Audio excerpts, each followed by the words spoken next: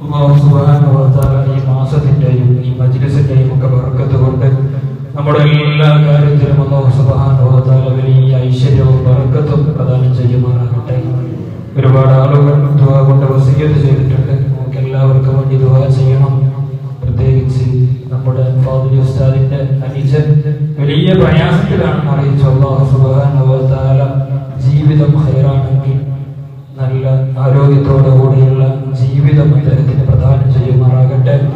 എല്ലാം അല്ലാഹുവിന്റെ ഖദായിൽ ഖൈറായിട്ടുള്ളത് മരണമാണെങ്കിൽ അല്ലാഹ് യാതൊരുവിധ പ്രയാസവും ഇല്ലാതെ ആ കുടുംബത്തിന് പ്രയാസങ്ങളൊന്നുമില്ലാതെ നീ എത്രയും പെട്ടെന്ന് ആ സഹോദരന് മരണം നീ നൽകണേ റഹ്മാനെ. വലിയ പ്രയാസമാണ് നമ്മളിങ്ങനെ ദുആ ചെയ്യുമ്പോൾ. നമുക്കറിയാം, ചെറിയ പ്രായമുള്ള മനുഷ്യനാണ്. ഒരു 30, 35, 40 വയസ്സിന്റെ ഉള്ളിലുള്ള ആളാണ് ബഹുമാനപ്പെട്ട ഫാദിൽ ഉസ്താദിന്റെ അനിയൻ. അല്ലാഹു സുബ്ഹാനഹു വ തആല എപ്പോഴാണ് ഒരാൾക്ക് മരണം കണക്കാക്കുന്നതെന്നോ അതല്ലെങ്കിൽ അല്ലാഹു എപ്പോഴാണ് ഒരാൾക്ക് അസുഖം കണക്കാക്കുന്നതെന്നോ നമുക്കറിയില്ല. പക്ഷെ നമ്മുടെ ഈ മജ്ലിസിലൊക്കെ പങ്കെടുക്കുമ്പോൾ അവിടെ നമ്മൾ ദുആ ചെയ്യുമ്പോൾ അതൊക്കെ ചിലപ്പോൾ അല്ലാഹുവിന്റെ ഖദായിൽ നിന്ന് മാറാൻ നമുക്ക് രോഗം കണക്കാക്കിയിട്ടുണ്ടെങ്കിൽ നമ്മുടെ ദുആന്റെ ഫലം കൊണ്ട് നമ്മുടെ മജ്ലിസിന്റെ ബർക്കത്ത് കൊണ്ട് ചിലപ്പോൾ ആ രോഗത്തിൽ നിന്ന് അല്ലാഹു നമുക്ക് മോചനം നൽകും എന്ന വിശ്വാസം നമുക്ക് ഉണ്ടാകണം. അല്ലാഹു സുബ്ഹാനഹു വ തആല നല്ല ആളുകളെ നമ്മൾ എല്ലാവരെയും ഉൾപ്പെടുത്തി അനുഗ്രഹിക്കുമാറാകട്ടെ. ദീർഘിച്ച് സംസാരിക്കുകയല്ല. നമ്മൾ മഹത്തായ ഒരു മാസത്തിലാണുള്ളത്, ദുൽഹിജ്ജ മാസം. വലിയ പവിത്രത. അല്ലാഹു സുബ്ഹാനഹു വ തആല ചില മാസങ്ങൾക്ക് മറ്റു ചില മാസങ്ങളെക്കാൾ, ചില ദിവസങ്ങൾക്ക് മറ്റു ചില ദിവസങ്ങളെക്കാൾ, ചില സമയങ്ങൾക്ക് മറ്റു ചില സമയങ്ങളെക്കാൾ ബർക്കത്ത് നൽകിയിട്ടുണ്ട്, പ്രത്യേകത നൽകിയിട്ടുണ്ട് എന്ന് നമുക്ക് ഖുർആൻ പരിശോധിച്ച് നോക്കിയാൽ, ഇസ്ലാമിന്റെ ആ ഒരു നിയമസംഹിത പരിശോധിച്ച് നോക്കിയാൽ നമുക്ക് മനസ്സിലാക്കാൻ സാധിക്കും. ഏറ്റവും വലിയ ബഹുമാനം നൽകിയ മാസമാണ് റമദാൻ മാസം എന്ന് പറയുന്നത്. എന്നാൽ റമദാൻ കഴിഞ്ഞാൽ പിന്നെ മാസങ്ങളിൽ വെച്ച് ഏറ്റവും ശ്രേഷ്ഠതയുള്ള മാസം ഏതാണെന്ന് ചോദിക്കുമ്പോൾ പണ്ഡിതന്മാർക്കിടയിൽ അഭിപ്രായ വ്യത്യാസമുണ്ടെങ്കിലും ഒരു വിഭാഗം പണ്ഡിതന്മാർ പറഞ്ഞത് അത് നമ്മളിപ്പോ നിലകൊള്ളുന്ന ദുൽഹിജ്ജ മാസമാണ്. ദുൽഹിജ്ജ മാസത്തിന്റെ പ്രത്യേകത എന്താണ്? അല്ലാഹു സുബ്ഹാനഹു വ തആല അവന്റെ പരിശുദ്ധ ഖുർആനിലൂടെ ഓർമ്മപ്പെടുത്തി, വൽ ഫജ്ർ വലയാലിൻ അശ്ർ. ഫജ്ർ തന്നെ സത്യം, വലയാലിൻ അശ്ർ 10 രാത്രികളെ തൊട്ട് അല്ലാഹു സത്യം ചെയ്തു. ആ 10 രാത്രികൾ ഏതാണെന്ന് മുഫസ്സിരീങ്ങൾ രേഖപ്പെടുത്തി വെക്കുമ്പോൾ അവിടുന്ന് പറഞ്ഞത് ഈ ദുൽഹിജ്ജ മാസത്തിലെ ആദ്യത്തെ 10 രാത്രികളാണ്. ഇതിന് വലിയ പവിത്രതയുണ്ട്. നമ്മുടെ കുട്ടികളെ ഒന്ന് മുന്നോട്ട് നമീസാണ്, കുറച്ചൊന്ന് മുന്നോട്ട് കയറിക്കോളാം. മദ്രസ പഠിക്കുന്നവരാണെങ്കിലും പഠിച്ചവരാണെങ്കിലും എല്ലാവർക്കും കണ്ടിരിക്കാം. നമ്മൾ ഇന്ന് പറയാൻ പോകുന്നത് വലിയൊരു മഹാന്റെ ചരിത്രമാണ് പറയാൻ പോകുന്നത്. 33 കൊല്ലം ഒരു മഹാന്റെ അടുത്ത് ദറസോദിയ ഒരാളെ കഥയാണ് നമ്മളിന്ന് പറയാൻ പോകുന്നത് ഇൻഷാ അല്ലാഹ്. അപ്പോ ഈ ദുൽഹിജ്ജ എന്ന് പറയുന്ന മാസത്തിന് വലിയ പ്രത്യേകതയുണ്ട്. നമ്മൾ ബലിപെരുന്നാളിലേക്ക് അടുത്തുകൊണ്ടിരിക്കുകയാണ്. പ്രിയമുള്ള ഉമ്മമാരോട്, സഹോദരങ്ങളോട് ഓർമ്മപ്പെടുത്താനുള്ളത്, ഈ മാസത്തിന്റെ രാത്രിയിൽ സൂറത്തുൽ ഫജ്ർ നിർബന്ധമായും എല്ലാവരും രാത്രിയിൽ ഓതണം ഈ 10 ദിവസം. അതുപോലെ കഴിയുന്നവരൊക്കെ ഒരു 200 ഇഖ്ലാസ് ഖുൽ ഹുവല്ലാഹു അഹദ് എന്ന സൂറത്ത് ഒരു 200 പ്രാവശ്യം ചൊല്ലാൻ കഴിയുമെങ്കിൽ അതൊക്കെ നിങ്ങൾ ഓതണം. വലിയ ബർക്കത്തുണ്ട്, വലിയ പ്രത്യേകതകൾ അതിനൊക്കെ മഹാന്മാർ രേഖപ്പെടുത്തി വെച്ചിട്ടുണ്ട് എന്ന് നമ്മൾ മനസ്സിലാക്കുക ഇൻഷാ അല്ലാഹ്. ഞാൻ പറഞ്ഞു വരുന്നത് ഹിജ്റ 2-ാം നൂറ്റാണ്ടിന്റെ ആരംഭത്തിൽ, അതല്ലെങ്കിൽ ഹിജ്റ 1-ാം നൂറ്റാണ്ടിന്റെ അവസാനത്തിലും ഹിജ്റ 2-ാം നൂറ്റാണ്ടിന്റെ ആരംഭത്തിലും ജീവിച്ച വലിയ ഒരു മഹാനായിരുന്നു മഹാനായ ശഫീഉൽ ബൽഖി റളിയല്ലാഹു അൻഹു. നമ്മൾ കഴിഞ്ഞ ദിവസത്തെ മജ്ലിസിൽ നമ്മൾ പറഞ്ഞു, അല്ലാഹു നൽകിയ 2 അനുഗ്രഹങ്ങളെ പറ്റി നമ്മൾ പറഞ്ഞു. അല്ലാഹു നൽകിയ ഒന്നാമത്തെ അനുഗ്രഹം നമ്മളെ മുസ്ലിമായി ജീവിപ്പിച്ചു. രണ്ടാമത് അല്ലാഹു നൽകിയ അനുഗ്രഹം ഉമ്മത്തു റസൂലുള്ളാഹി സ്വല്ലല്ലാഹു അലൈഹി വസല്ലം, ഉമ്മത്ത് മുഹമ്മദ് റസൂലുള്ളാഹി സ്വല്ലല്ലാഹു അലൈഹി വസല്ലം, മുത്തുനബി സ്വല്ലല്ലാഹു അലൈഹി വസല്ലം തങ്ങളുടെ ഉമ്മത്താകാൻ അല്ലാഹു നമുക്ക് ഭാഗ്യം നൽകി. ഇനി എന്താണ് ഈ ജീവിതം കൊണ്ട് അല്ലാഹു നമുക്ക് ലക്ഷ്യമാക്കിയിട്ടുള്ളത് എന്ന് നമ്മൾ പരിശോധിച്ച് നോക്കുമ്പോൾ പരിശുദ്ധ ഖുർആനിൽ കാണാം, ജിന്നിനെയും മലക്കുകളെയും മറ്റു മനുഷ്യരെയും ഒക്കെ അല്ലാഹു പടച്ചിട്ടുള്ളത് അവന്റെ ഇബാദത്ത് എടുക്കാൻ വേണ്ടിയിട്ടാണ്. അല്ലാഹുവിന്റെ ഇബാദത്ത് എടുക്കാൻ വേണ്ടിയിട്ടാണ് നമ്മളെ എല്ലാവരും അല്ലാഹു പടച്ചു വെച്ചിട്ടുള്ളത്. നമ്മളെ കുട്ടികൾ നമ്മൾ മദ്രസയിൽ വരുന്നു, നമ്മൾ ഖുർആൻ ഓതാൻ പഠിക്കുന്നു, നമ്മൾ നിസ്കരിക്കാൻ പഠിക്കുന്നു. ഇതിന്റെ പ്രധാനപ്പെട്ട ഉദ്ദേശം എന്ന് പറയുന്നത് നമ്മുടെ ജീവിതത്തിൽ അത് പകർത്തുക എന്നുള്ളതാണ്. മഹാനായ ശഫീഖുൽ ബലഹി റളിയല്ലാഹു അൻഹു അവിടുത്തെ അടുത്ത് 33 വർഷം ദർസ് നടത്തിയ 33 വർഷം പഠനം നടത്തിയ തന്റെ വിദ്യാർത്ഥിയാകുന്ന ഹാത്തിമുൽ അസ്വം റളിയല്ലാഹു അൻഹു വിളിച്ചിട്ട് ചോദിച്ചു, മോനെ 33 വർഷം നീ എന്റെ അടുത്ത് പഠിച്ചല്ലോ, ഒരു മനുഷ്യന്റെ പുരുഷായുസിന്റെ ഏകദേശം ഭാഗം മുത്തനബി പറഞ്ഞു, എന്റെ ഉമ്മത്തിന്റെ വയസ്സെന്ന് പറയുന്നത് 60-ന്റെയും 70-ന്റെയും ഇടയിലാണ്. അങ്ങനെ നോക്കുമ്പോ ഒരു പുരുഷായുസ് മുഴുവൻ ഏകദേശം അതിന്റെ സിംഹഭാഗവും മഹാനുഭാവന്റെ അടുത്ത് പഠനം നടത്തിയ ഹാത്തിമുൽ അസ്വം തങ്ങളോട് ചോദിക്കുകയാണ്, ഈ 33 കൊല്ലം കൊണ്ട് നിനക്ക് എന്താ കിട്ടിയത്?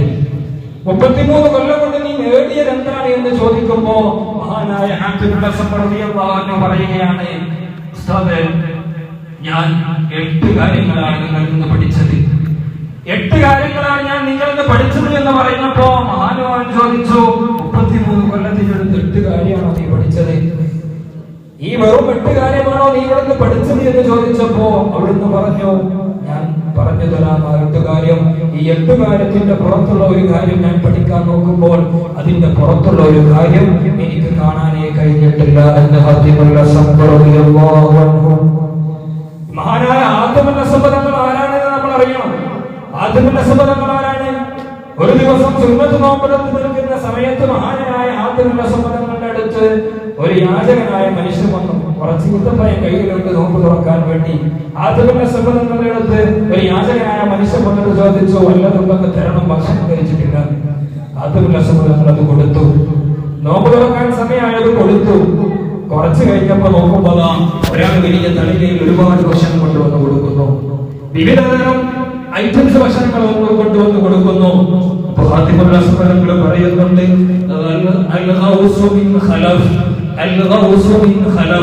അല്ലാഹു വിളിച്ചുകൊണ്ട് പറയുന്നുണ്ട്, റബ്ബേ, നീ ഇങ്ങനെ ഞാൻ കൊടുക്കുന്നതിന് നീ ഇങ്ങനെ പകരം എനിക്ക് നൽകുമ്പോ നിനക്ക് എന്താണ് പകരമായിട്ട് എനിക്ക് നൽകാൻ കഴിയുക? നിനക്ക് ശുക്ർ ചെയ്യാൻ, ഇതിനൊക്കെ നീ നൽകുന്ന നിഅമത്തിനൊക്കെ നിനക്ക് ശുക്ർ നൽകാൻ എനിക്ക് എങ്ങനെയാണ് കഴിയുക എന്ന് ഹാത്തിമുൽ അസ്വം തങ്ങൾ പറയുന്നുണ്ട്. അങ്ങനെ ആ ഭക്ഷണം മുമ്പിൽ ഇങ്ങനെ നിൽക്കുന്ന സമയത്ത് മറ്റൊരു യാചകനായ ആട് വരുന്നുണ്ട്. അയാൾ വന്നിട്ട് ചോദിക്കുന്നുണ്ട്, ഹാത്തിമുൽ അസ്വം തങ്ങളെ എന്തെങ്കിലും തരണം. ഭക്ഷണം കഴിച്ചിട്ട് കുറെ സമയമായി, കുറെ ദിവസമായി. അവിടുന്ന് ഈ ഭക്ഷണത്തളിക മുഴുവനായിട്ട് അങ്ങോട്ട് കൊടുത്തു. സുബ്ഹാനല്ലാഹ്, അത് കൊടുത്തപാട് അവിടുന്ന് തിരിഞ്ഞു നോക്കുമ്പോ സ്വർണത്തിന്റെ ഒരു കൂമ്പാരം, സ്വർണത്തിന്റെ ഒരു കുറച്ചൊരു കെട്ടിൽ സ്വർണ്ണമത തന്റെ മുമ്പിൽ വീട് കിടക്കുന്നു. മഹാനാകുന്ന ഹാത്തിമുൽ അസ്വം തങ്ങൾ വീണ്ടും പറയുന്നു,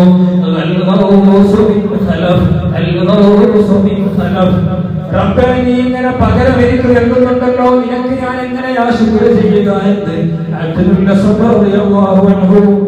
അതാണ് ഹാത്തിമുൽ അസ്വം തങ്ങൾ അല്ലാഹുവിനെ വിശ്വാസം ഏൽപ്പിച്ചു, അല്ലാഹുവിനെ വിശ്വസിച്ചു. പരിശുദ്ധ ഖുർആൻ പറഞ്ഞതുപോലെ, പരിചയപ്പെടുത്തിയതുപോലെ റബ്ബിനെ വിശ്വസിച്ചു, പിന്നെ അതിലൊന്ന് ഉൾക്കൊണ്ട് ജീവിച്ചു. റബ്ബ് ഞാൻ കൊടുത്താൽ റബ്ബ് എനിക്ക് പകരം തരുമെന്നത് ഉറപ്പാണ്. പറഞ്ഞത് റബ്ബാണല്ലോ, പഠിപ്പിച്ചത് ഹബീബായ മുഹമ്മദ് റസൂലുള്ളാഹി സല്ലല്ലാഹു അലൈഹി വസല്ലം തങ്ങളാണല്ലോ. അതുകൊണ്ട് കൊടുക്കാം.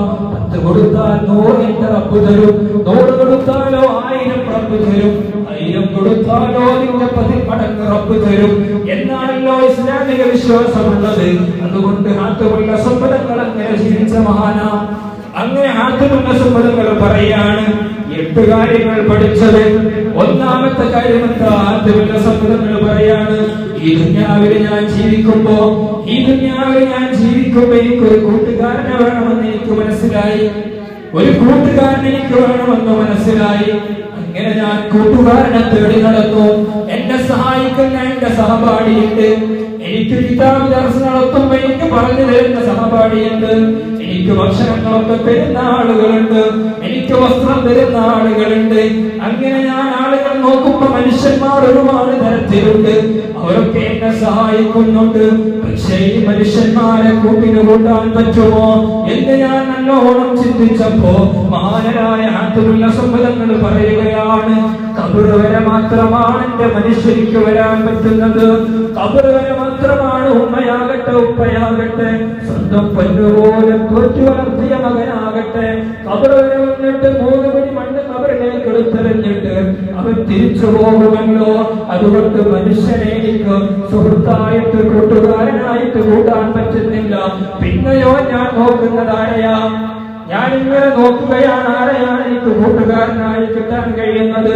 അതുമുല്ല സമ്പന്നങ്ങൾ പറയുന്ന ഒരു കാര്യം അവിടെയുണ്ട്. ഗൗരവപൂർവ്വം നമ്മൾ നോക്കണം. മനുഷ്യനെ ബഹുമാനിച്ചതാണ്. പരിശുദ്ധ ഖുർആനിലുള്ളതാണ്. ആദം സന്തതികളെ ഞാൻ ബഹുമാനിച്ചിരിക്കുന്നു. ഇവിടെ കറമ എന്ന് പറഞ്ഞാൽ ബഹുമാനിച്ചു, അക്രമ എന്ന് പറഞ്ഞാൽ ഇസ്മുത്തഫ്ദീലാണ്. ഇസ്മുത്തഫ്ദീൽ എന്ന് പറഞ്ഞാൽ ഏറ്റവും ബഹുമാനമുള്ളതെന്നാണ്. പക്ഷേ ഇവിടെ അല്ലാഹു ഉപയോഗിച്ച പദം വലഖദ് കറന്ന എന്ന് പറയുന്ന പദത്തിന്റെ അർത്ഥം തന്നെ തക്റാർ എന്നാണ്. അതായത് ഒരുപാട് കാര്യങ്ങളിൽ അല്ലാഹു ബഹുമാനിച്ചിട്ടുണ്ട്. ചില വിഷയങ്ങളിൽ മാത്രമല്ല, ഏതെങ്കിലും ഒരു കാര്യത്തിൽ മാത്രമല്ല, ഒരുപാട് കാര്യങ്ങളിൽ അല്ലാഹു മനുഷ്യനെ ബഹുമാനിച്ചിട്ടുണ്ട്. അതല്ലേ ആദം നബിയെ സൃഷ്ടിച്ചപ്പോ മലക്കുകളോട് പറഞ്ഞു, ആദം നബിക്ക് സുജൂദ് ചെയ്യാൻ വേണ്ടി പറഞ്ഞു. സൂറത്തുൽ മലക്ക് തന്നെ സുജൂദ് ചെയ്യാൻ വേണ്ടി പറഞ്ഞപ്പോ മലക്കുകൾ സുജൂദ് ചെയ്യാൻ വേണ്ടി തയ്യാറായല്ലോ. മനുഷ്യന്റെ പവർ എത്രക്കുണ്ട് നമ്മൾ മനസ്സിലാക്കേണ്ടത്. നമ്മളൊരു അയൽവാസിയോട് ഒരു മനുഷ്യനെ നമ്മൾ വില കുറച്ച് കണ്ടാൽ നമ്മുടെ ജീവിതത്തിൽ ഒരിക്കലും ബർക്കത്തുണ്ടാവില്ല. കാരണം അല്ലാഹു ബഹുമാനിച്ച സാധനമാണ്, അല്ലാഹു ബഹുമാനിച്ച ആളാണ്. അതുകൊണ്ട് നമ്മൾ ബഹുമാനിക്കണം. പണമുണ്ടാകട്ടെ പണമില്ലാതിരിക്കട്ടെ. അങ്ങനെ ഹത്തുമല്ല സമ്പന്നങ്ങൾ പറയുന്നു. ഞാൻ അങ്ങനെ കൂട്ടുകാരനെ നോക്കുമ്പോ പരിശുദ്ധ ഖുർആനിൽ കാണുന്നുണ്ട്, വല്ലദീന ആമനൂ വഅമിലുസ് സ്വാലിഹാത്തി ലഹും മഗ്ഫിറത്തുൻ വഅജ്റുൻ കബീർ. ഒരു കൂട്ടുകാരനെ ഞാൻ ഖുർആനിൽ കാണുന്നുണ്ട്. എനിക്ക് കണ്ടെത്താൻ കഴിഞ്ഞു. ഏതാണ് ആ കൂട്ടുകാരൻ? അമലുൻ സ്വാലിഹുൻ, സ്വാലിഹായ അമലാണ്, സ്വാലിഹായ അമലാണ്, നല്ല സൽപ്രവർത്തനങ്ങളാണ്. ആ സൽപ്രവർത്തനങ്ങൾ ഉണ്ടെങ്കിലോ അത് എന്റെ ഖബറിൽ വരും, എന്റെ മഹ്ശറിൽ വരും, ഹിസാബിന്റെ സമയത്തും വരും.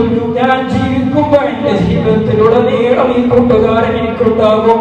രണ്ടാമത്തെ ഒരു കൂട്ടുകാരനെ പറയുന്നത് അൽ ഈമാനു ബില്ലാഹ്, എന്റെ വിശ്വാസമാണ്, അല്ലാഹുവിലേക്കുള്ള വിശ്വാസമാണ്. സുബ്ഹാനല്ലാഹ്, എന്തൊരു മറുപടിയാണ് ഹാത്തിമുല്ല സമ്പദങ്ങൾ പറയുന്നത്. രണ്ടാമതായിട്ട് ഹാത്തിമുല്ല സമ്പദങ്ങൾ പറയുന്നു, എനിക്ക് ഈ ദുനിയാവിൽ എനിക്ക് കൂട്ടുകാരനെ കിട്ടിയല്ലോ, കൂട്ടുകാരനെ എനിക്ക് കിട്ടിയല്ലോ. ഇനി ആരോടാണ് ദുനിയാവിൽ ശത്രുത വെക്കേണ്ടത്? ഞാൻ നോക്കുമ്പോ എന്നെ ആക്രമിച്ച ആളുണ്ട്. എന്നെ ആക്രമിച്ച ആളുകളോട് ഞാൻ എന്തെങ്കിലും പറയണമെന്ന് വെക്കുമ്പോ, അവനോട് ശത്രുത വെക്കണമെന്ന് വെക്കുമ്പോ മഹാന്മാരുടെ ചരിത്രം അതിന് സമ്മതിക്കുന്നില്ലല്ലോ. ഹബീബുൻ നജ്ജാർ തങ്ങളുടെ ചരിത്രം നമ്മൾ പറഞ്ഞല്ലോ. ആളുകൾ കണ്ടറിഞ്ഞ തന്റെ കുടൽമാല പിന്തുണത്തിലൂടെ വന്ന് ലോകത്തുനിന്ന് ഇവിടെ പറഞ്ഞ ശഹീദായ ഹബീബുൻ നജ്ജാർ തങ്ങൾ സ്വർഗത്തിലേക്ക് മലക്കുകളെ സ്വാഗതം ചെയ്തു. എന്താ ഹബീബുൻ നജ്ജാർ തങ്ങൾ പറഞ്ഞത്? قال يا ليت قومي قال يا ليت قومي بما غفر لي ربي وجعلني من المكرمين. എന്റെ അക്രമമേറ്റുകൊണ്ട് ശഹീദായ ഹബീബുൻ നജ്ജാർ തങ്ങൾ പറഞ്ഞത്, അല്ലാഹ് എന്റെ സമൂഹത്തിന് പുറത്തു കൊടുക്കണം. സ്വർഗത്തിലേക്ക് എത്തിയപ്പോ ഹബീബുൻ നജ്ജാർ സ്വർഗത്തിന്റെ അനുഗ്രഹങ്ങൾ കാണുകയാ. അപ്പോഴാണ് പടച്ച റബ്ബിനോട് പറയുന്നത്, അല്ലാഹ് എന്നെ ആക്രമിച്ച സമുദായത്തിന്, എന്നെ ആക്രമിച്ച ആളുകൾക്ക് ഈ സ്വർഗത്തിന്റെ അനുഭൂതികൾ അറിയില്ലല്ലോ, ഈ സ്വർഗത്തിന്റെ അനുഭൂതികളൊന്നും അറിയില്ലല്ലോ. അതുകൊണ്ടല്ലേ എന്നെ ആക്രമിച്ചത്. അതുകൊണ്ട് നീ പുറത്തു കൊടുക്കണമെന്ന് മഹാനായ ഹബീബുൻ നജ്ജാർ റളിയല്ലാഹു അൻഹു പറയുകയാണ്. അപ്പൊ ആദമുൽ അസ്മദങ്ങൾ പറയാണ്, അപ്പൊ മനുഷ്യന്മാരെ എനിക്ക് എന്നെ ആക്രമിക്കുന്ന ആളെ എനിക്ക് ഒരിക്കലും ശത്രുവായിട്ട് കാണാൻ കഴിയുന്നില്ല, ദീന് പഠിപ്പിക്കുന്നില്ല, പിന്നെ ആരെയാ ശത്രുവാക്കേണ്ടത്? അപ്പോഴും ഞാൻ എന്റെ പരിശുദ്ധമായ ഖുർആനെ നോക്കി, നിങ്ങൾ പഠിപ്പിച്ചു തന്നത് നോക്കി എന്റെ ശഫീഉൽ ബൽക്കി തങ്ങളോട് പറയാണ്. അപ്പോൾ എനിക്ക് മനസ്സിലായി, ഇന്ന ശൈത്വാന ലക്കും അദുവ്വുൻ മുബീൻ, നിങ്ങൾക്ക് നിങ്ങളുടെ ശത്രു, ഏറ്റവും വലിയ ശത്രു എന്ന് പറയുന്നത് അത് ശൈത്താനാണ്. അത് ശൈത്താനാണ്, ശത്രു എന്ന് ഖുർആനിൽ നിന്ന് മനസ്സിലായി. പിന്നെയോ അതുകൊണ്ട് ശൈത്താനോട് നിങ്ങൾ ശത്രുത വെക്കുക. എന്താണ് എനിക്ക് രണ്ടാമതായിട്ട് മനസ്സിലായതെന്ന് മഹാനരായ ഹാത്തിമുൽ അസ്വദ് പറയാണ്. അപ്പോൾ നമ്മുടെ ശത്രു ആരാണ്? നമ്മുടെ ശത്രു എന്ന് പറയുന്നത് നമ്മെ ആക്രമിച്ചവനോ, നമുക്ക് പണം തരാത്തവനോ, നമ്മെ സഹായിക്കാത്തവനോ, നമുക്ക് കിട്ടിയോ അനുഗ്രഹത്തെ തട്ടിക്കളഞ്ഞവനോ, അങ്ങനെയുള്ള ആരുമല്ല. നമ്മുടെ ശത്രു എന്ന് പറയുന്നത് അത് ശൈത്താനാണെന്ന് മഹാനരായ ഹാത്തിമുൽ അസ്വദ് റളിയല്ലാഹു അൻഹു പഠിപ്പിക്കുകയാണ്. പിന്നെ അതുള്ള സമ്മതങ്ങൾ പറയുന്നു, ഞാൻ ഇങ്ങനെ മനുഷ്യന്മാരുടെ അവസ്ഥ നോക്കി, ലോകത്തിന്റെ അവസ്ഥ ഞാൻ ഇങ്ങനെ നോക്കുമ്പോ എല്ലാവരും പ്രശ്നത്തിലാണ്, പരസ്പരം സംഘടനകളാണ്, രാജ്യങ്ങൾ പരസ്പരം യുദ്ധത്തിലാണ്, സംഘടനകൾ പരസ്പരം അടിയിലാണ്, പരസ്പരം സംഘടനത്തിലാണ്, വിഭാഗങ്ങളെ പേര് പറഞ്ഞ സംഘടനത്തിലാണ്. അപ്പൊ ഞാൻ നോക്കി, എന്തേ ഇതിന്റെ കാരണം എന്ന് ഞാൻ അന്വേഷിച്ചപ്പോ അമ്മയുടെ ദർസിൽ നിന്ന് എനിക്ക് പഠിക്കാൻ പറ്റി, എനിക്ക് മനസ്സിലാക്കി, അൽ ഹസദു, ഹസദാണ്, അസൂയയാണ് ഈ ശത്രുതയ്ക്ക് കാരണമെന്ന് എനിക്ക് മനസ്സിലായി. ഈ പ്രശ്നങ്ങൾക്ക് കാരണം അസൂയയാണെന്ന് എനിക്ക് മനസ്സിലായി. അല്ലാഹു നിഅമത്ത് നൽകിയത് കാണുമ്പോ അസൂയ വെച്ചുകൊണ്ട് അവനോട് അസൂയ വെച്ചുകൊണ്ട് പറയുന്നു, ഇതൊന്നും മാറിയിട്ടുണ്ടെങ്കിൽ എനിക്ക് കിട്ടിയിരുന്നെങ്കിൽ എന്ന് ജനങ്ങൾ ചിന്തിക്കുകയാണ്. ഒരു രാജ്യത്തിന്റെ ചില സമ്പത്തിൽ അല്ലെങ്കിൽ മറ്റെന്തെങ്കിലും ചില അഭിവൃദ്ധി ഉണ്ടാകുമ്പോ മറ്റു രാജ്യത്തിന്റെ അസൂയയാണ്. അങ്ങനെ യുദ്ധത്തിന് പോവുകയാണ്. നോക്കൂ നിങ്ങൾ, ഫലസ്തീനിലൊക്കെ നമ്മളിങ്ങനെ സുഭിക്ഷമായി ഭക്ഷണം കഴിക്കുമ്പോ, നമ്മളിങ്ങനെ സുഖമായിട്ട് കിടന്നുറങ്ങുമ്പോ, നമ്മൾ സുന്ദരമായി പ്രയാസങ്ങളില്ലാതെ നടക്കുമ്പോ, പ്രയാസങ്ങളില്ലാതെ നിസ്കരിക്കുമ്പോ, ബാക്കിയുള്ള അമലുകളൊക്കെ ചെയ്യുമ്പോ, ഫലസ്തീനിന്റെ മണ്ണിലെ മക്കൾ സുബ്ഹാനല്ലാഹ്, എന്താണ് ഇസ്രായേലിലെ പട്ടാളം അവിടെ ചെയ്തു കൂട്ടുന്നത്? നമ്മൾ അവർക്ക് വേണ്ടി എപ്പോഴും ദുആ ചെയ്യണം.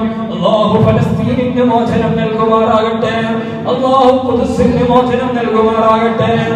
അങ്ങനെ ഹാത്തിമുൽ അസ്വദ് പറയാണ്, മൂന്നാമതായിട്ട് ഞാൻ നോക്കിയപ്പോ പ്രശ്നങ്ങളുടെ കാരണം അത് അസൂയയാണെന്ന് എനിക്ക് മനസ്സിലായി.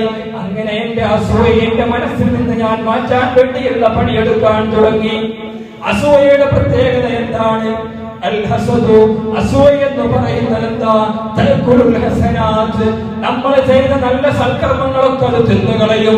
അതൊക്കെ നമ്മളിൽ നിന്ന് വൃഥാവിലായി പോകും. നമ്മൾ അസൂയ നമ്മൾ കൊണ്ടു നടന്നാൽ, അസൂയയില്ലെങ്കിലോ ഒരു പ്രയാസവുമില്ല, ഒരു പ്രശ്നവുമില്ല, സുഖസുന്ദരമായി ജീവിക്കാൻ പറ്റുമെന്ന് ഹാത്തിമുൽ അസ്വദ് റളിയല്ലാഹു അൻഹു പറയുകയാണ്.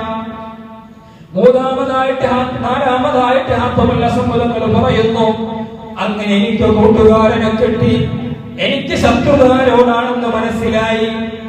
എനിക്ക് എന്റെ മനസ്സിൽ നിന്ന് പ്രശ്നങ്ങൾ, ഈ ലോകത്തുണ്ടാകുന്ന പ്രശ്നങ്ങളുടെ കാരണം എന്താണെന്ന് മനസ്സിലായി. നാലാമതായി ഹാത്തിമുൽ അസ്വദ് പറയുന്നു, ഇനി എനിക്ക് സ്വർഗം കിട്ടണം. ഈ സ്വർഗം കിട്ടാൻ ഞാൻ എന്താണ് ചെയ്യേണ്ടത്? ഏത് അമലാണ് ഞാൻ ചെയ്യേണ്ടത്?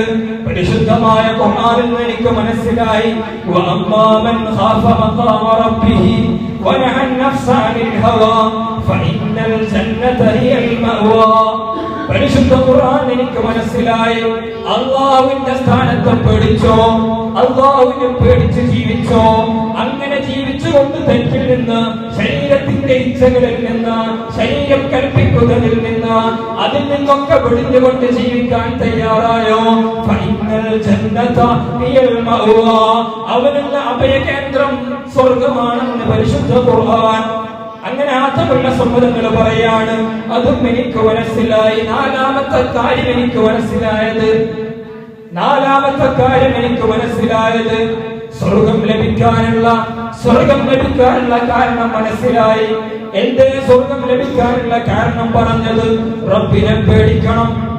എന്ത് ചെയ്യുമ്പോഴും, നമ്മൾ ഏത് പ്രവർത്തനം ചെയ്യുമ്പോഴും, ഇതാരും കാണുന്നില്ലെങ്കിലും, ആരും കാണാൻ ഇരുട്ടത്ത് ചെയ്യുകയാണെങ്കിലും, ആരുമില്ലാത്ത സ്ഥലത്ത് ചെയ്യുകയാണെങ്കിലും, ഒരു CCTVയും ഇല്ലാത്ത സ്ഥലത്ത് ചെയ്യുകയാണെങ്കിലും, എല്ലാം എന്റെ റബ്ബ് കാണുന്നുണ്ടല്ലോ, എന്നെ പടച്ച റബ്ബെല്ലാം കാണുന്നുണ്ടല്ലോ എന്ന ചിന്ത നമുക്കുണ്ടാകണം. അല്ലാഹുവിനെ പേടിക്കണം. ഹാത്തിമുൽ അസ്വദ് പറയാണ്, അല്ലാഹുവിനെ പേടിക്കണം. അങ്ങനെ എനിക്ക് മനസ്സിലായത് അല്ലാഹുവിനെ പേടിച്ച് ജീവിക്കണമെന്ന്. അത് മാത്രം പോരാ, നമ്മുടെ ശരീരത്തിലുള്ള ഇച്ഛകളുണ്ട്. ശരീരം ഇങ്ങനെ തെറ്റിലേക്ക് ഇങ്ങനെ നമ്മോട് കൽപ്പിച്ചുകൊണ്ടേയിരിക്കും. അതിൽ നിന്നും മാറി നിൽക്കണം.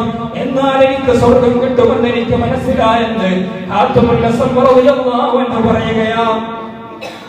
അഞ്ചാമതായിട്ട് മഹാനവറുകൾ പറയുന്നത് നോക്കണം നിങ്ങൾ. അവിടുന്ന് പറയുകയാ, സ്വർഗം ലഭിച്ചു, സ്വർഗം കിട്ടി, മൈസറയൊക്കെ കഴിച്ചിലായി, ഖബറൊക്കെ രക്ഷപ്പെടും.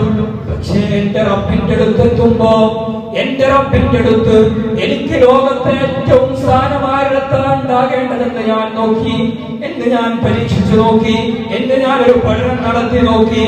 അപ്പോഴല്ലേ എനിക്ക് മനസ്സിലാകുന്നത് എനിക്ക് ഏറ്റവും സ്ഥാനമാരെടുത്താൻ ഉണ്ടാകേണ്ടത് ദുനിയാവിൽ നമ്മൾ ഏതെങ്കിലും സംഘടനയുടെ സെക്രട്ടറി ആയതുകൊണ്ടോ, മഹലിന്റെ ഭാരവാഹിത്വമുള്ള ആളുകളായതുകൊണ്ടോ, വലിയ മറ്റെന്തെങ്കിലും പദവി നമുക്ക് ലഭിച്ചതുകൊണ്ടോ, ഇതുകൊണ്ടൊക്കെ നമുക്ക് രക്ഷപ്പെടാൻ അർഹതയുണ്ടോ? ഇതുകൊണ്ട് നമുക്ക് രക്ഷപ്പെടാൻ അർഹതയുണ്ടോ? ഇല്ല എന്ന് മനസ്സിലാകുന്നു. ഒരിക്കലും അങ്ങനെ കഴിയില്ലല്ലോ. നമുക്ക് ഏത് സ്ഥാനം ലഭിച്ചാലും പരിശുദ്ധമായ ദീനെന്താ പഠിപ്പിക്കുന്നത്? നിങ്ങൾക്ക് ഏത് തരം പദവി ലഭിച്ചാലും അതൊക്കെ നാളെ റബ്ബിന്റെ മുമ്പിൽ ചോദ്യം ചെയ്യപ്പെടുന്നതാ.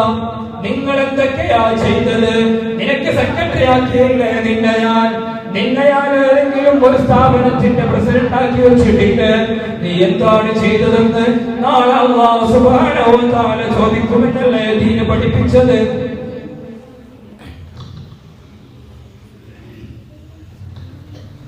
അപ്പോ നമുക്ക് സ്ഥാനമാനങ്ങൾ കിട്ടിയതുകൊണ്ട്, ഈ ലോകത്ത് വലിയ സ്ഥാനമുണ്ടായതുകൊണ്ട്, ജീവിക്കുന്ന സമയത്ത് വലിയ സ്ഥാനമുണ്ടായതുകൊണ്ട് യാതൊരു കാര്യവുമില്ല എന്ന് മനസ്സിലാക്കി. പിന്നെ എനിക്ക് ആരെടുത്ത സ്ഥാനം വേണ്ടത്? മഹാനരായ ോട് പറയാൻ ഞാൻ ഇങ്ങനെ നോക്കി, ആരുടെ എനിക്ക് സ്ഥാനം വേണ്ടത്? മഹാനവർ പറയുന്നു, അപ്പോഴാണ് ഞാൻ ഖുർആനിൽ കാണുന്നത്, നിങ്ങൾ ഒരാളിൽ നിന്നും പെണ്ണിൽ നിന്നുമാണ് ഞാൻ സൃഷ്ടിച്ചിട്ടുള്ളത്. ഖുർആനിന്റെ അധ്യാപനമാണ്. പിന്നെ വിവിധ കബീലകളാക്കി, വിവിധ ഗോത്രങ്ങളാക്കി നിങ്ങളെ ഞാൻ വേർതിരിച്ചിട്ടുള്ളത് പരസ്പരം അറിയാൻ വേണ്ടി മാത്രമാണ്, പരസ്പരം മനസ്സിലാക്കാൻ വേണ്ടി മാത്രമാണ്. അല്ലാതെ സംഘടനയുടെ പേര് പറഞ്ഞ്, അല്ലാതെ കുടുംബത്തിന്റെ മഹിമ പറഞ്ഞ്, അതല്ലാതെ നിനക്ക് കിട്ടിയ സ്ഥാനത്തിന്റെ മഹിമ പറഞ്ഞ്, അതൊന്നും അഹങ്കാരത്തിനുള്ള ഒരു വകുപ്പുമല്ല, അങ്ങനെ അടികൂടാനുള്ള ഒരു വകുപ്പുമല്ല. മാനവകൾ പറയാണ്, റബ്ബിന്റെ അടുത്ത് സ്ഥാനം കിട്ടാൻ ഞാൻ എന്ത് ചെയ്യണം? പരിശുദ്ധമായ ഖുർആൻ നോക്കുന്നു. ഖുർആൻ നോക്കുമ്പോ എന്താ മനസ്സിലാകുന്നത്? ഇന്ന അക്രമക്കും ഇൻദല്ലാഹി അത്ഖാക്കും, ഇന്ന അക്രമക്കും ഇൻദല്ലാഹി അത്ഖാക്കും. എനിക്ക് വലിയ സ്ഥാനം കിട്ടേണ്ടത് ആരെടുത്താ സ്ഥാനം കിട്ടേണ്ടത്? റബ്ബിന്റെ അടുത്താ. എങ്ങനെയാ റബ്ബിന്റെ അടുത്ത് സ്ഥാനം ലഭിക്കുന്നത്? ഇന്ന അക്രമക്കും ഇൻദല്ലാഹി അത്ഖാക്കും. നമുക്ക് തഖ്വയുണ്ടാകണം. തഖ്വയുണ്ടായാൽ നമുക്ക് റബ്ബിന്റെ അടുത്ത് വലിയ സ്ഥാനമുണ്ട്. നബി സല്ലല്ലാഹു അലൈഹി വസല്ലം തങ്ങൾ പരിചയപ്പെടുത്തുന്നത് കാണാം. അത്തഖ്വാ ഹാഹുനാ, അത്തഖ്വാ ഹാഹുനാ, അത്തഖ്വാ ഹാഹുനാ. അവിടുന്ന് തന്റെ ഹൃദയത്തിലേക്ക് വിരൽ ചൂണ്ടിക്കൊണ്ട് സ്വഹാബത്തിന് പഠിപ്പിച്ചു കൊടുക്കുന്ന സ്വഹാബ, തഖ്വ എന്ന് പറഞ്ഞാൽ മനസ്സിലാണ്, നമ്മുടെ ഹൃദയത്തിലാണ് വേണ്ടത്. ഒരാളെ കാണുമ്പോ ബഹുമാനിച്ചതുകൊണ്ട്, ഒരാളെ കാണുമ്പോ പരിഗണിച്ചതുകൊണ്ട് നമുക്ക് തഖ്വയുണ്ടെന്ന് അർത്ഥമില്ല. അല്ലാഹ് നോക്കുന്നത് എങ്ങോട്ടാ? അല്ലാഹ് നോക്കുന്നത് നമ്മുടെ ഹൃദയത്തിലേക്കാ. അതുകൊണ്ട് ഹൃദയം ശുദ്ധിയാക്കണം. ഹൃദയം ശുദ്ധിയാക്കണമെങ്കിലോ തഖ്വ വേണം. അങ്ങനെ മഹാനരായ ആദ്യമുൽ അസംബലങ്ങൾ പറയുന്നു, എനിക്ക് റബ്ബിന്റെ അടുത്ത് വലിയ സ്ഥാനം ലഭിക്കാൻ വേണ്ടി എന്ത് ചെയ്യണമെന്ന് ഞാൻ നോക്കിയപ്പോ അത് തഖ്വയുണ്ടാകണമെന്ന് എനിക്ക് മനസ്സിലായി. ഇനി ആറാമതായിട്ട് മഹാനരായ ആദ്യമുൽ അസംബലങ്ങൾ പറയാണ്, എനിക്ക് റബ്ബിന്റെ അടുത്ത് സ്ഥാനം കിട്ടിയല്ലോ, എങ്ങനെയാണ് സ്ഥാനം ലഭിക്കേണ്ടതെന്നൊക്കെ മനസ്സിലായല്ലോ. ഇനി റബ്ബും ഞാനും തമ്മിൽ എന്താണ് ബന്ധമുള്ളത്? അല്ലാഹു ഞാനും തമ്മിൽ എന്താ ബന്ധമുള്ളത്? ആ ബന്ധം നോക്കുമ്പോ അതൊന്ന് പരിശോധിച്ച് നോക്കണമെന്ന് ഞാൻ തീരുമാനിച്ചു. നോക്കുമ്പോ റബ്ബ് തന്റെ അടിമ എന്ന നിലക്ക് അടിമകൾക്ക് സൗകര്യങ്ങളൊക്കെ ചെയ്തു കൊടുക്കുന്നുണ്ട്. നമ്മളെ ഈ ഓക്സിജൻ ശ്വസിക്കുന്നതിന് ഇന്നേവരെ ആരും നമ്മോട് പണം ആവശ്യപ്പെട്ടിട്ടില്ല. നമ്മുടെ ഭക്ഷണം കഴിക്കുമ്പോ അത് നമ്മുടെ അന്നനാളത്തിലൂടെ ഇറങ്ങി ആമാശയത്തിലേക്ക് എത്തുന്നതിന് ആരും നമ്മോട് ഇതുവരെ ഒരു പൈസയും ആവശ്യപ്പെട്ടിട്ടില്ല. നമ്മൾ വെള്ളം കുടിക്കുമ്പോ അത് വളരെ സുഗമമായി നമ്മുടെ വയറ്റിലേക്ക് ഇറങ്ങിപ്പോകുന്നതിന് ആരും ഇന്നേവരെ നമ്മോട് ഒരു സമ്പത്തും അല്ലെങ്കിൽ ഒരു ഫീസും ഇതുവരെ ചോദിച്ചിട്ടില്ല. അതുകൊണ്ട് സമ്പന്നങ്ങൾ പറയാണ്. അപ്പൊ റബ്ബ് അടിമകളോട് വാഗ്ദാനം ചെയ്ത, റബ്ബ് അടിമകൾക്ക് നൽകാമെന്ന് പറഞ്ഞ സൗകര്യങ്ങളൊക്കെ അല്ലാഹു നൽകുന്നുണ്ട്. ഞാനൊരു അടിമ എന്ന നിലക്ക് എനിക്ക് എന്താണ് റബ്ബിന്റെ അടുത്തുള്ള ഉത്തരവാദിത്വം എന്ന് ഹാത്തമുള്ള സമ്പന്നങ്ങൾ നോക്കുമ്പോ അവിടുന്ന് പറയാണ്, ഹലാല് ചെയ്യണം, റബ്ബ് പറഞ്ഞത് മാത്രം ചെയ്യണമെന്ന് പറഞ്ഞത് മാത്രം, ഇത് ഹലാലാണെന്ന് പഠിപ്പിച്ചത് മാത്രം ചെയ്യുക. ഹറാമിനെ തൊട്ടോ ആ ഹറാമിനെ തൊട്ടോ ഒഴിവാവുക. ഇതാണ് എനിക്ക് പരിശുദ്ധമായ ഖുർആൻ നോക്കിയപ്പോ മനസ്സിലായതെന്ന് മഹാനായ ഹാത്തമുല്ല സമ്പന്നങ്ങൾ പറയാണ്. അപ്പൊ പ്രിയമുള്ളവരെ, ഞാൻ ഈ കാര്യങ്ങളൊക്കെ പറയുന്നത് നമ്മുടെ ജീവിതത്തിൽ പകർത്താൻ വേണ്ടിയിട്ടാണ്. നമ്മുടെ ജീവിതത്തിൽ ഇത് പകർത്താൻ, നമ്മുടെ ജീവിതത്തിൽ ഇത് നമ്മൾ പകർത്താൻ അനിവാര്യമാണ്. ഇനിയാണ് മഹാനായ ഹാത്തമുല്ല സമ്പന്നങ്ങൾ പറയുകയാണ്, എനിക്കുള്ള സമ്പത്ത് ഞാൻ ചെലവഴിച്ചതിൽ നിന്ന്, എന്റെ സൗകര്യങ്ങളിൽ നിന്ന്, എന്റെ സൗകര്യങ്ങളൊക്കെ കഴിഞ്ഞ് ഞാൻ ഭക്ഷണം കഴിച്ച്, ഞാൻ എനിക്കുള്ള വസ്ത്രം വാങ്ങി, എനിക്കുള്ള എന്റെ ചെലവ് കൊടുക്കേണ്ടവർക്കൊക്കെ ചെലവ് കൊടുത്ത്, ഈ ബാക്കിയുള്ള സമ്പത്ത് ഞാൻ എന്ത് ചെയ്യണം? മഹാനരായ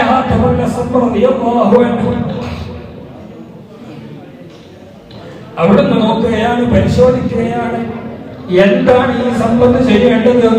എനിക്ക് ബാക്കിയുള്ള സമ്പത്ത് എവിടെ കൊണ്ടുപോയാണ് നിക്ഷേപിക്കേണ്ടത്? അതുപോലെ സമ്പന്നങ്ങൾ നോക്കുന്നു, എവിടെയാണ് ഇത് കൊണ്ടുപോയി നിക്ഷേപിക്കണം? അവിടുന്ന് ഖുർആനിൽ കാണുകയാണ്, മൻദല്ലദീ യുഖ്രിദുല്ലാഹു ഖർദൻ ഹസന ഫയദാഇഫു അദാഫൻ കസീറാ. എനിക്ക് ബാക്കി വന്ന സമ്പത്ത്, എനിക്ക് ബാക്കിയുള്ള സമ്പത്ത് എന്താ ചെയ്യേണ്ടത്? അത് അല്ലാഹുവിന് കടം കൊടുക്കണമെന്ന് എനിക്ക് മനസ്സിലായി. എങ്ങനെയാ പടച്ചറപ്പിന് കടം കൊടുക്കുന്നത്? പള്ളിയിൽ എന്തെങ്കിലും ആവശ്യം വരുമ്പോ, മദ്രസയിൽ എന്തെങ്കിലും ആവശ്യം വരുമ്പോ, ദീനീയപരമായിട്ട് എന്തെങ്കിലും ആവശ്യം വരുമ്പോ, പാവപ്പെട്ട ഒരാൾ വന്നിട്ട് നമ്മോട് സഹായം ചോദിക്കുമ്പോ എന്റെ സമ്പത്തിനെ ഞാൻ അവർക്ക് കൊടുക്കണം. കാരണം എന്താണ് അല്ലാഹു വാഗ്ദാനം ചെയ്തത്?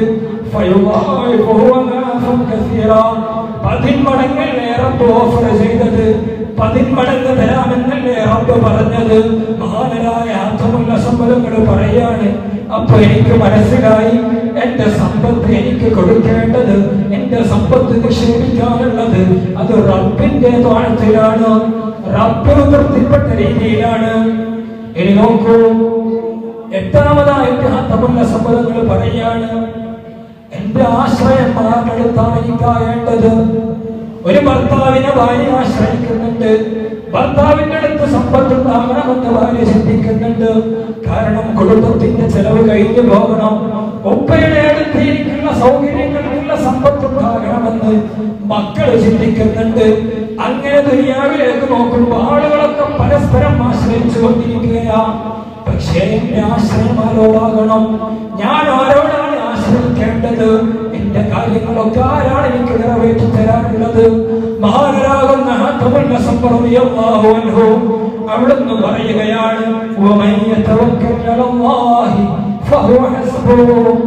ഞാൻ ഉസ്താദേ നിങ്ങളുടെ അടുത്ത് നിന്ന് മഹാനരാകുന്ന ശരീഫുൽ ബൽഖി തങ്ങളോട് പറയുകയാണ്, നിങ്ങളുടെ അടുത്ത് നിന്നുകൊണ്ട് പഠിച്ചപ്പോ എനിക്ക് 8ാമതായി മനസ്സിലായത്, എന്റെ ആശ്രയം ഉണ്ടാകേണ്ടത്, ഞാൻ എന്റെ എല്ലാ കാര്യങ്ങളും ഏൽപ്പിക്കേണ്ടത് അത് എന്റെ റബ്ബിനോടാണ്. എന്റെ റബ്ബിനിക്കാണ് എല്ലാ കാര്യങ്ങളും ഏൽപ്പിക്കേണ്ടത്. അത് ഏൽപ്പിച്ചാലോ അത് മതി എനിക്ക്. പിന്നെ എനിക്കാരുടെ സഹായവും ആവശ്യമില്ല, എനിക്കാരുടെ സമ്പത്തും ആവശ്യമില്ല, എനിക്കത് മാത്രം മതിയെന്ന് മഹാനരാകുന്ന ഹാത്തമുല്ല റളിയല്ലാഹു അൻഹു അവിടുന്ന് 8 കാര്യങ്ങൾ പറഞ്ഞപ്പോ മഹാനരാകുന്ന ശരീഫുൽ ബൽഖി തങ്ങൾ പറയുകയാണ്, എന്നിട്ടോ ഹാത്തമുല്ല ബാക്കിയോ? അവിടുന്ന് ഹാത്തമുല്ല സമ്പന്നങ്ങൾ പറയാണ്, ഉസ്താദെ 33 കൊല്ലം കഴിഞ്ഞു, ഞാൻ അന്വേഷിക്കുകയാണ്, ഈ 8 കാര്യമല്ലാത്തൊരു കാര്യമെന്താ? ഈ 8 കാര്യമല്ലാത്ത ഒരു കാര്യവും ദീനിലില്ല. ഒരു കാര്യവുമില്ല. എല്ലാ കാര്യവും നീയത്തിൽ അടങ്ങിയിട്ടുണ്ട്. പ്രിയമുള്ള മുഅ്മിനീങ്ങളെ, എനിക്ക് നിങ്ങളോട് ഓർമ്മപ്പെടുത്താനുള്ളത്, ഉമ്മമാരുണ്ടല്ലോ, എനിക്ക് നിങ്ങളോട് പറയാനുള്ളത്, ഈ കാര്യങ്ങൾ നമ്മൾ ശ്രദ്ധിക്കണം. നമുക്ക് നമ്മുടെ വസീലയായിട്ടുള്ളത്, നമുക്ക് എല്ലാം ഏൽപ്പിക്കാനുള്ളത് അല്ലാഹുവിനോടാണ്. അങ്ങനെയല്ലേ മഹാന്മാരെ ജീവിച്ചത്? നോക്കണം നിങ്ങൾ. ഫാത്തിമ റളിയല്ലാഹു അൻഹാ വലിയ മഹദിയല്ലേ, ഹബീബായ റസൂലുള്ളാഹി സ്വല്ലല്ലാഹു അലൈഹി വസല്ലം തങ്ങളുടെ മകളല്ലേ. ആ ബേക്കിൽ ഇട്ടോട്ടോ വരാ, അവിടെ ചാടിയിരിക്കുന്നു. ഇങ്ങോട്ട് കയറി ഇൻഷാ അല്ലാഹ് നമ്മൾ അവസാനിപ്പിക്കുകയാണ്. ഇൻഷാ അല്ലാഹ് ഇവരുടെ ഹദീസ് എല്ലാവരും കയറിയിരിക്കും. ഇൻഷാ അല്ലാഹ് നമ്മൾ നിർത്തുകയാണ്. നമ്മൾ ദുആ ചെയ്യാൻ വേണ്ടി പോവുകയാണ്. അല്ലാഹു സുബ്ഹാനഹു വ തആല നമ്മുടെ മജ്ലിസ് ഖബൂലാക്കണം.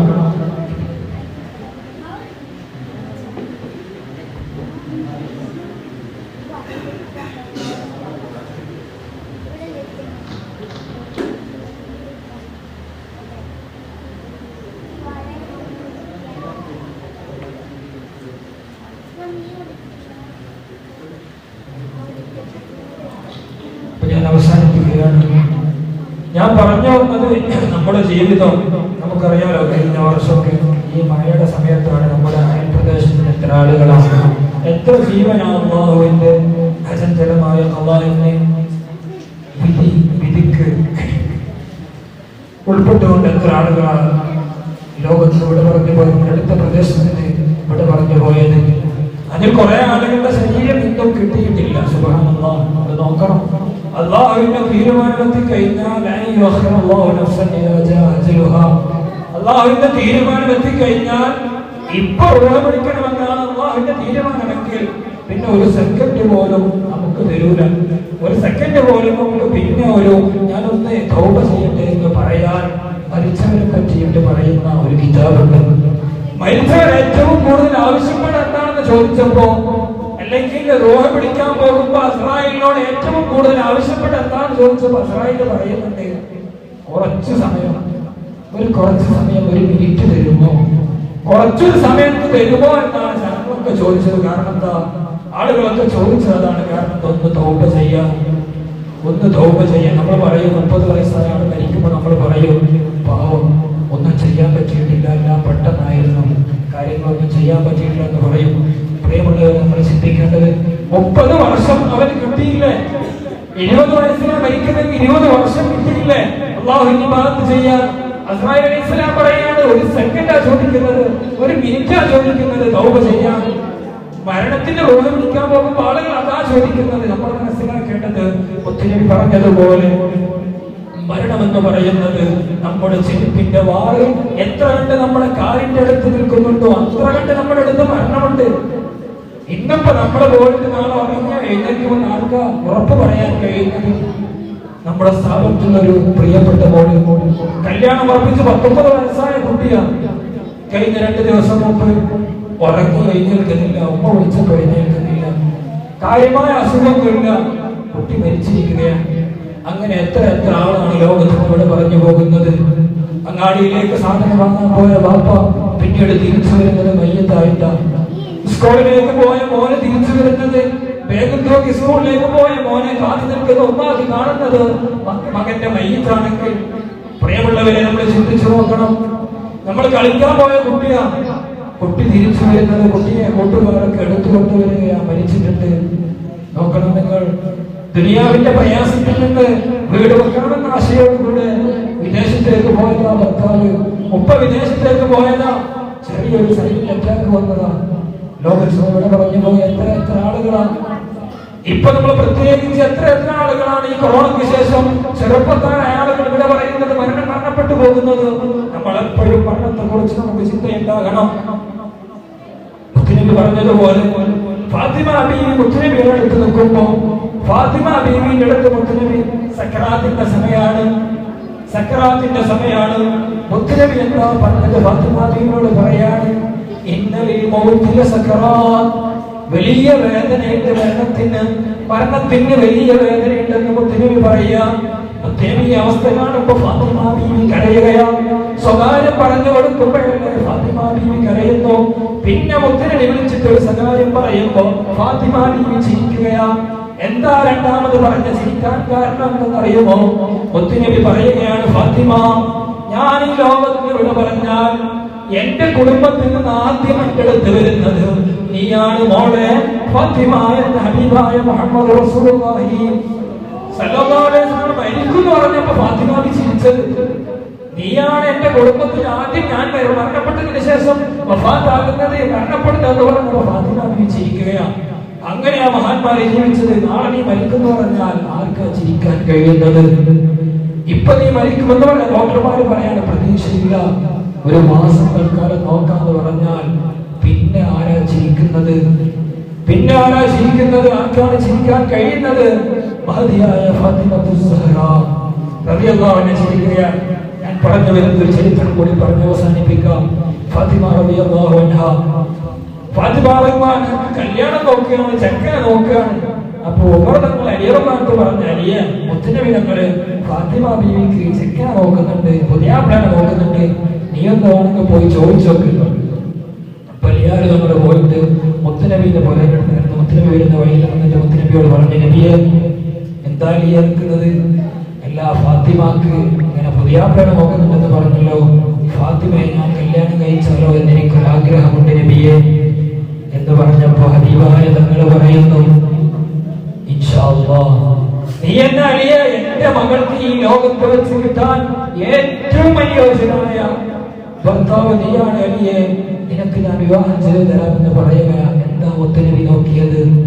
അലിയാര് തങ്ങളുടെ അടുത്ത് എന്താണുള്ളത്? സമ്പത്തുണ്ടോ? അലിയാര് തങ്ങളുടെ അടുത്ത് ഇല്ല, സമ്പത്തില്ല, സ്വന്തമായി വീട് പോലും ഉണ്ടായിരുന്നില്ലല്ലോ അലിയാവുന്ന. എന്റെ മുത്തുനബി നോക്കിയത് കുട്ടികളുടെ കൂട്ടത്തിൽ ഏറ്റവും ആദ്യമായി ഇസ്ലാം സ്വീകരിച്ച മഹാനാണ് അലി ഇബ്നു അബീ ത്വാലിബ് റളിയല്ലാഹു അൻഹു. ആ അലിയാറുകൾക്ക് എന്താ ഉള്ളത്? മുത്തുനബി അലിയാറുകളെ സ്വഹാബത്തിന്റെ പരിചയപ്പെടുത്തി കൊടുക്കുന്നുണ്ടത്. ഞാൻ ഇൽമിന്റെ പട്ടണമാണ്, ഞാൻ ഇൽമിന്റെ വലിയ പട്ടണമാണ്. അതിലേക്കുള്ള കവാടം എന്ന് പറയുന്നത് സയ്യിദുനാ അലി ഇബ്നു അബീ ത്വാലിബ് റളിയല്ലാഹു അൻഹു ആണ്. നോക്കണം നിങ്ങൾ